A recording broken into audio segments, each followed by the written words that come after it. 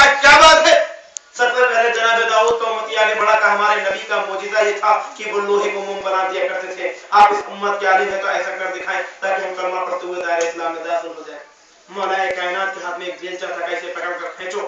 اب جو اس نے کھینچنا شروع کیا تو اس میں سے تار نکلنے شروع ہو گئے. وہ کلمہ پڑھتا ہوا دائرہ اسلام میں داخل ہو گیا. جناب موسیٰ کا امتی آگے بڑھا کہ ہمارے نبی کا معجزہ یہ تھا کہ وہ عصا کو اژدہا بنا کے دیا کرتے تھے. مولا کائنات نے اس بیلچہ اس کے حوالے کیا. کہا تو اسے یہ کہہ کر زمین پہ پھینک کہ تجھے وسیع مصطفیٰ حکم دے رہا ہے کہ اژدہا بن جا. جیسے ہی اس نے یہ کہہ کر پھینکا وہ بیلچہ اژدہا بن گیا. یہ دیکھ کر جناب موسیٰ کا امتی خوفزدہ ہو کر پیچھے ہٹ گیا. مولا کائنات مسکرائے کہ یہ کوئی نئی بات نہیں, تمہارا نبی بھی ڈرا تھا.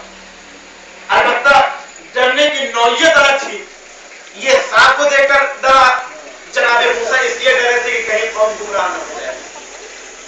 اب جناب عیسیٰ کو امتی ہاتھوں کو جوڑ کر آگے بڑھا کہ حضور مجھے یقین تو ہو گیا ہے لیکن اطمینان قلب کے لیے بیان کرتا ہوں کہ ہمارے نبی کا معجزہ یہ تھا کہ وہ مردے کو زندہ کر دیا کرتے تھے.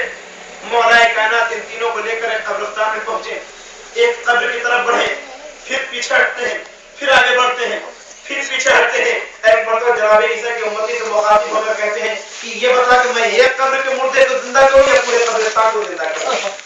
کہ حضور مجھے یقین ہو چکا ہے, آپ صرف ایک قبر کے مردے کو زندہ کر دیں. مولا کائنات نے ٹھوکر ماری, مردہ اٹھا. مولا کائنات نے کچھ دیر گفتگو کی, بعد میں وہ واپس قبر کے اندر چلا گیا. وہ تو اچھا ہوا کہ مولا نے ٹھوکر آہستہ ماری. اگر کہیں تیز ٹھوکر مارتے تو پورا قبرستان بیدار ہو جاتا.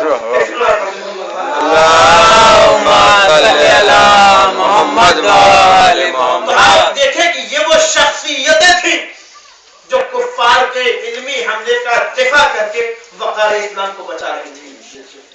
لیکن وہ شخصیتیں کہ جو اسلام کا دفاع کر رہی تھی انہیں کے اوپر کون کون سی مصیبتیں ڈھائی گئی. بعد وفات رسول انہیں کے گھروں میں آگ لگا دی جائے, ان کے دروازے پر آگ اور لکڑیاں لے کر جمع ہوں, علی کے سر میں گلے میں پھندا ڈالا جائے اور شہزادی فاطمہ کو یہ کہنا پڑے کہ ابو حسن کو چھوڑ تو میں اپنے سروں کے بالوں کو بکھا دوں گی.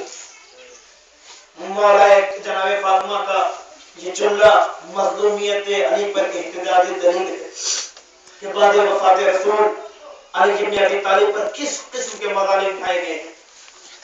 لیکن جو وصی رسول تھا, جو جانشین رسول تھا, جو وارث رسول تھا, اس نے تمام مشکلات کو سامنے کیا لیکن اس کو یہ گوارا نہیں تھا کہ اسلام ہاتھوں سے نکل جائے. اس نے تخت حکومت کو چھوڑنا گوارا کیا, اس نے مصیبتوں کو برداشت کرنا گوارا کیا, اس نے گلے میں رسی کے پھندے کو برداشت کیا لیکن اسلام کو ہاتھوں سے جانے نہیں دیا.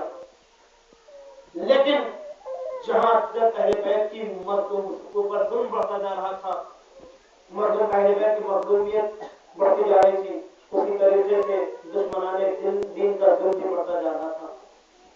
ظلم کی اکتفا صرف یہی پر نہیں رکی, وہ وقت بھی آیا کہ جب امام حسین کو مدینہ چھوڑنے کو مجبور کیا جائے. اور آج کی وہ تاریخ ہے جو مدینے کا مسافر والد کربلا ہوا ہے. عزیزوں, امام حسین کے اوپر ساری مصیبتوں کو الگ کر دیا جائے, ساری مصیبتوں کو نکال دیا جائے تو مدینہ چھوڑنا یہ حسین کی سب سے بہت بڑی مصیبت ہے. اس لیے کہ جہاں پر حسین کا بچپنا گزرا ہے, جہاں پر رسول عربی جیسے نانا کا مزار ہو, فاطمہ جیسی ماں کی قبر ہو, بھائی حسن جیسے بھائی جیسے بھائی کی قبر ہو, اس مدینے کو چھوڑنا امام حسین سے کوئی پوچھے کتنی بڑی مصیبت ہے. اسے بھی امام حسین آئے ہیں تو قبر رسول پر آ کر گریا کرتے, نانا آپ کا نواسا مدینے کو چھوڑ کر جا رہا ہے, مدینے والوں نے مجھے مدینے میں رہنے نہیں دیا. اور حسین قبر رسول سے کس طریقے سے جدا ہوئے ہیں, اب کیا کہتے ہوئے جواب جدا ہوئے ہیں, اس کے منظر کشی میر حدیث نے کیا ہے کہ چین سے سب گھروں میں مجھے ملتا نہیں چین, سخت آفت میں پھنسا آپ کا یہ